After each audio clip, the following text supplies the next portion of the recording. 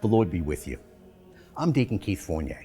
Our first reading is from the Book of Wisdom. That night had been known in advance to our ancestors, so that, well knowing him in whom they had put their trust, they would be sure of his promises. Your people thus were waiting both for the rescue of the upright and for the ruin of the enemy. For by the very vengeance that you exacted on our adversaries, you glorified us by calling us to you. So the holy children of the good offered sacrifice in secret and with one accord enacted this holy law, that the holy ones should share good things and dangers alike. And forthwith, they chanted the hymns of the ancestors. And our response from Psalm 33. Shout for joy, you upright. Praise comes well from the honest. How blessed the nation whose God is Yahweh, the people he has chosen as his heritage. But see how Yahweh watches over those who fear him, those who rely on his faithful love, to rescue them from death and keep them alive in famine. We are waiting for Yahweh. He is our help and our shield. For in him our heart rejoices. In his holy name we trust. Yahweh, let your faithful love rest on us as our hope has rested in you. In our second reading, from the letter to the Hebrews.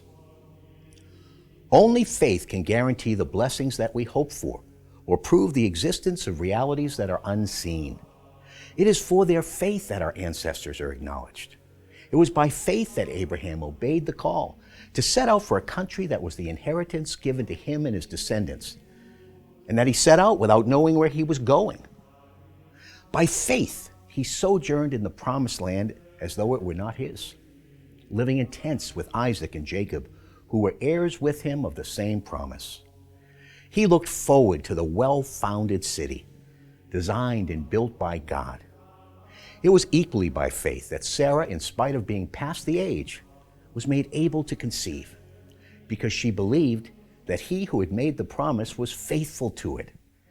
Because of this, there came from one man, and from one who already had the mark of death on him, descendants as numerous as the stars of heaven and the grains of sand on the seashore, which cannot be counted.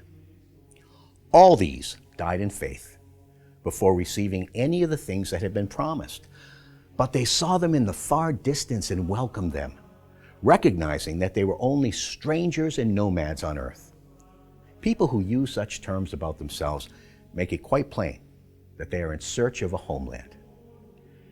If they had meant the country they came from, they would have had the opportunity to return to it. But in fact, they were longing for a better homeland, their heavenly homeland. That's why God's not ashamed to be called their God, since he has founded the city for them. It was by faith that Abraham, when put to the test, offered up Isaac. He offered to sacrifice his only son, even though he had yet to receive what had been promised. And he had been told, Isaac is the one through whom your name will be carried on. He was confident that God had the power even to raise the dead. And so, figuratively speaking, he was given back Isaac from the dead. A reading from the Holy Gospel according to St. Luke. Jesus said, There is no need to be afraid, little flock, for it has pleased your Father to give you the kingdom. Sell your possessions and give it to those in need. Get yourselves purses that do not wear out, treasure that will not fail you in heaven, where no thief can reach it and no moth destroy it. For wherever your treasure is, that is where your heart will be too.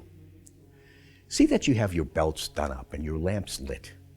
Be like people waiting for their master to return from the wedding feast, ready to open the door as soon as he comes and knocks. Blessed those servants whom the master finds awake when he comes.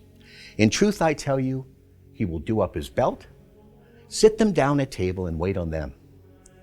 It may be in the second watch that he comes, or in the third, but blessed are those servants if he finds them ready. You may be quite sure of this, that if the householder had known at what time the burglar would come, he would not have let anyone break through the wall of his house. You too must stand ready, because the Son of Man is coming at an hour you do not expect.